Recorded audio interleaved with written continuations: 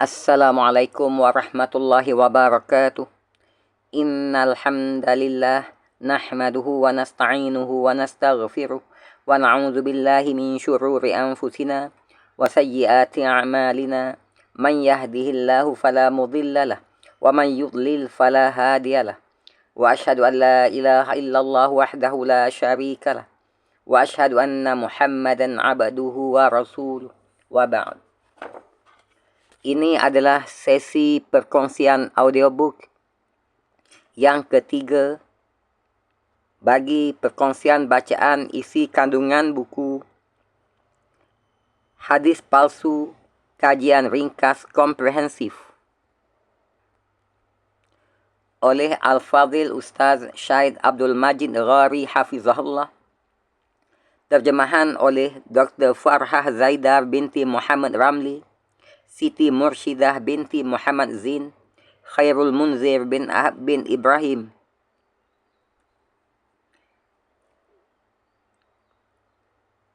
Edaran oleh Darul Syakir Enterprise dan terbitannya oleh Institut Kajian Hadis, Hadis Research Institute, Ma'had Dirasat Al-Hadis Al-Sharif,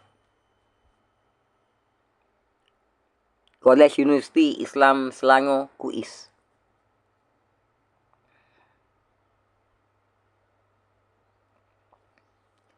Institut Kajian Hadis, Hadis Research Institute, Ma'had Dirasat Al-Hadis Al-Sharif. Edisi pertama 2017. Hak Cipta Institut Kajian Hadis, INHAD, Kolej Universiti Islam Antarabangsa Selangor, KUIS, 2017. Hadis Palsu, Kajian Ringkas Komprehensif oleh Syahid Abdul Majid Ghari. ISBN 978 sempang 967 sempang 2027 sempang 49 sempang 2.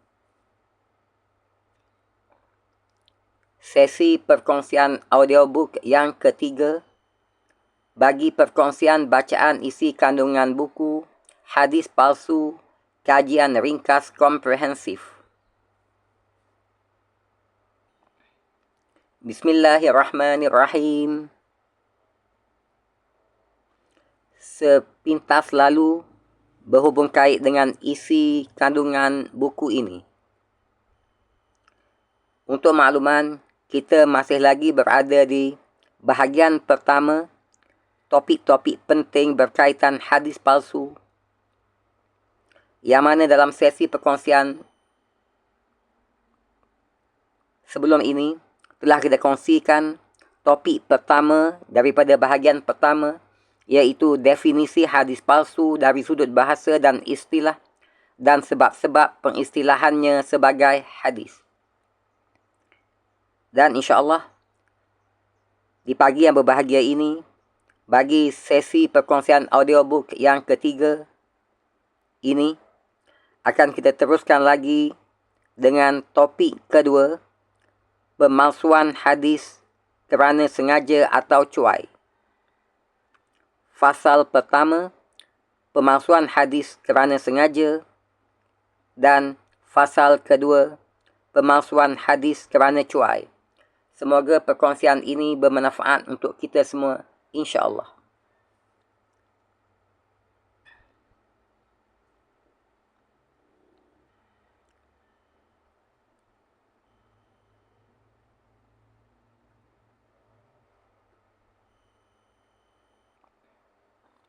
Bahagian pertama, topik-topik penting berkaitan hadis palsu. Topik kedua di bawah bahagian pertama, pemalsuan hadis kerana sengaja atau cuai. Pemalsuan hadis kerana sengaja atau cuai. Topik kedua di bawah bahagian pertama, pemalsuan hadis kerana sengaja atau cuai. Pemalsuan hadis kerana sengaja atau cuai. Sebab pemalsuan hadis dalam keadaan sengaja atau tidak dapatlah disimpulkan kepada dua sebab berikut, iaitu pemalsuan hadis kerana sengaja dan pemalsuan hadis kerana cuai. Fasal pertama, pemalsuan hadis kerana sengaja. Fasal pertama, pemalsuan hadis kerana sengaja. Ini berlaku dan beberapa orang yang binasa telah dikenali dengan perbuatan ini. Tujuan-tujuan mereka akan disebutkan kemudian. Yang paling dikenali antara mereka itu ialah antara lainnya, pertama, Muhammad ibn Sa'id Asy-Syami al-Mashlub. Kedua, Abu al-Bakhtari Wahab ibn Wahab al-Qadi al-Qurashi al-Madani. Ketiga, Ja'far ibn Az-Zubair. Dan keempat, Muhammad ibn Ahmad ibn Isa al-Warraq. Berikut adalah pemberitahuan tentang pemalsu-pemalsu hadis yang melakukannya dengan sengaja ini.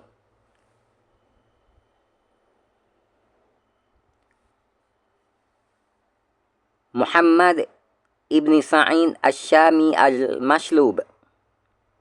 Gelaran Mashlub diberikan kepadanya kerana ia telah mati disalib kerana menipu atas nama Rasulullah sallallahu alaihi wasallam. Muhammad ibn Sa'id Asy-Syami al-Mashlub, yang mana beliau adalah seorang yang paling berani dalam memalsukan hadis. Hingga dikatakan apabila mendengar sesuatu kata-kata yang bagus, dia akan ciptakan satu sanad, yakni rantaian perawi untuknya. Rujuk nota kaki nombor 2. Kedua, Abu al-Bakhtari Wahab ibn Wahab al-Qadi al-Qurashi al-Madani, kembali ke rahmatullah tahun 200 Hijriah. Beliau telah menipu dan memalsukan hadis tanpa segan silu. Hal ini disepakati oleh para tokoh dan pengkritik hadis. Contoh-contoh sanad dan matan yang telah dipalsukan olehnya banyak terdapat dalam kitab-kitab Al-Jarh. Rujuk nota kaki nombor 3.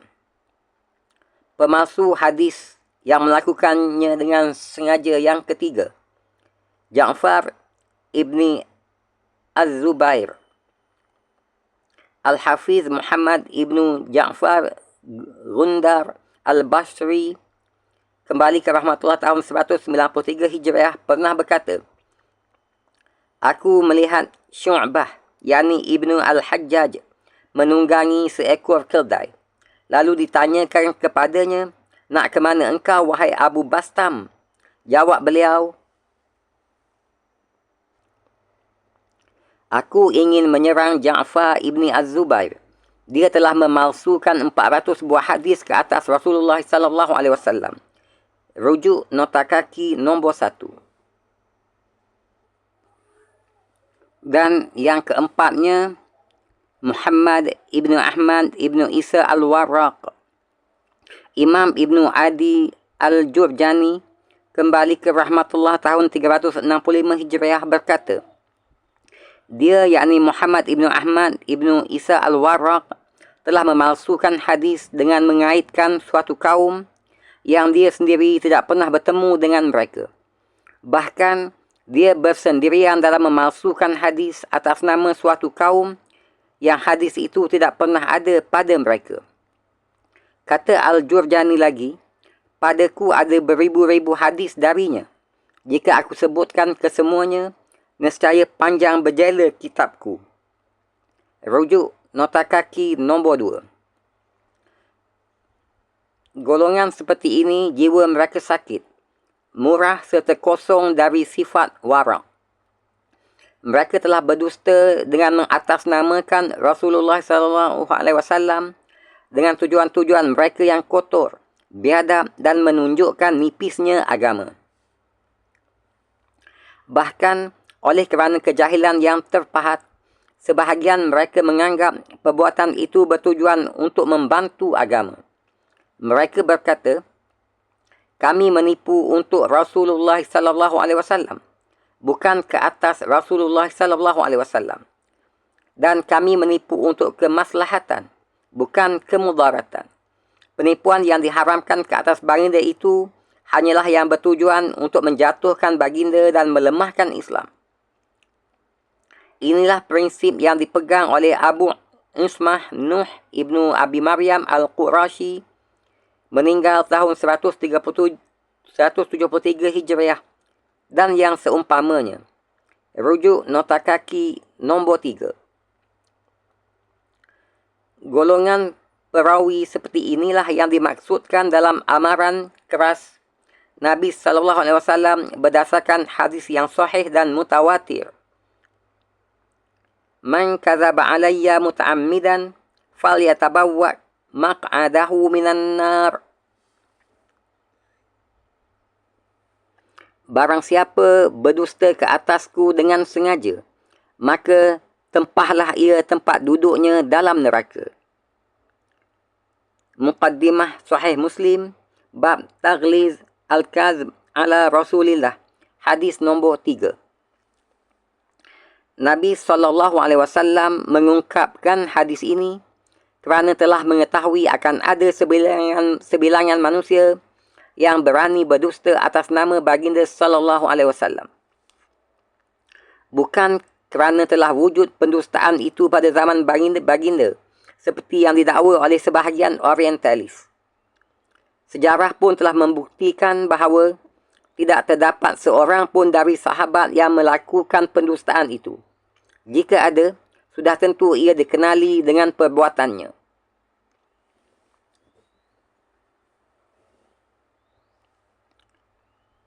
Fasal kedua, pemalsuan hadis kerana cuai. Fasal kedua, pemalsuan hadis kerana cuai. Ini boleh berlaku apabila seseorang yang tidak memahami hadis meriwayatkannya secara agak-agak, atau dalam keadaan ingatannya yang lemah dan bercelaru. Boleh juga disebabkan hadis itu diperolehi dengan cara talqin, atau diseluduk masuk ke dalam kitabnya tanpa diketahui. Ini berlaku kepada ramai perawi yang tidak mengambil berat akan hal ini.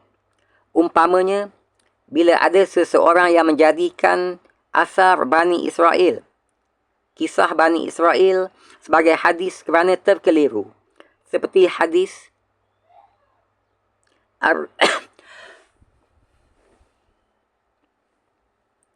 Ar-riba sab'una baban.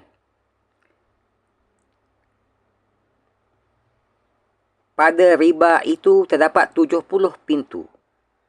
Ar-riba sab'una baban. Pada riba itu terdapat 70 pintu. Ini adalah contoh hadis palsu yang diriwayatkan kerana cuai. Pada hakikatnya, ia adalah sebenarnya kata-kata Abdullah ibn Salam Abu Al-Haris Al-Israeli, kembali ke rahmatullah tahun 443 Hijriah, yang merupakan bekas orang alim Yahudi yang memeluk Islam. Sebagaimana direkodkan dalam Siyar Al-A'lam An-Nubala oleh Az-Zahabi, rujuk nota kaki nombor 2. Dalam kalangan perawi-perawi juga, terdapat beberapa pemalsu yang memalsukan hadis secara cuai dan terleka. Antaranya adalah: pertama, Ubad ibn Kasir As-Saqafi Al-Basri.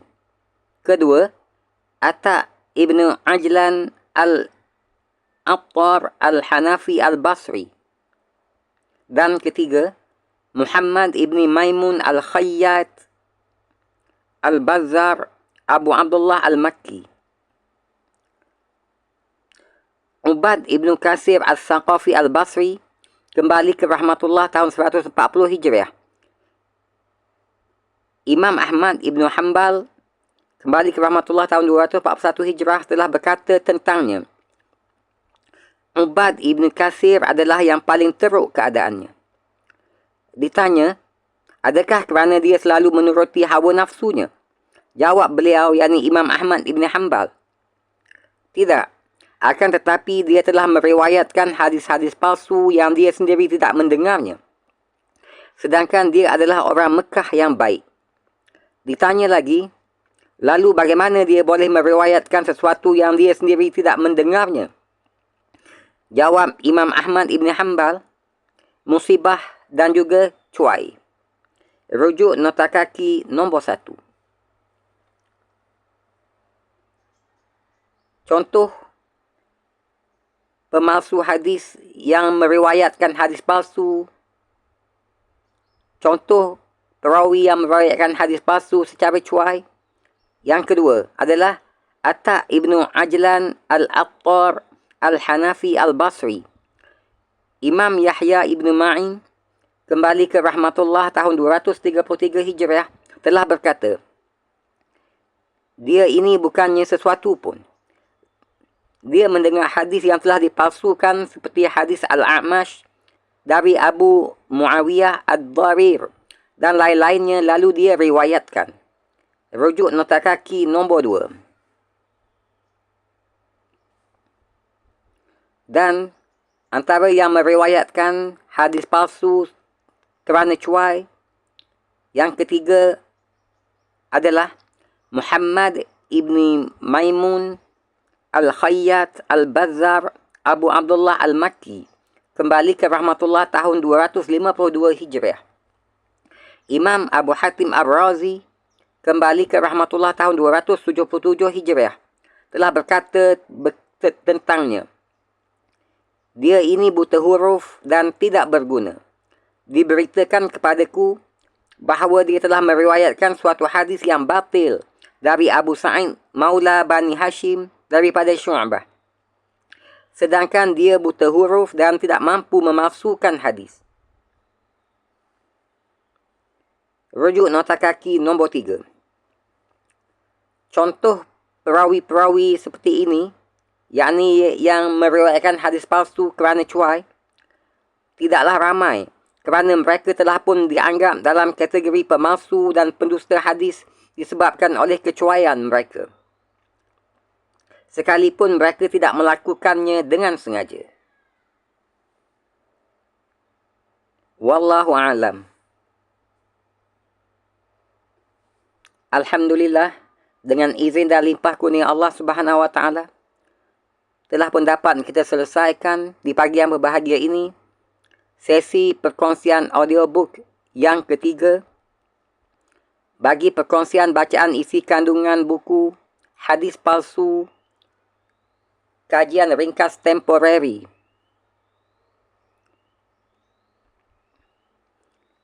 Semoga perkongsian ini bermanfaat untuk kita semua, insya-Allah.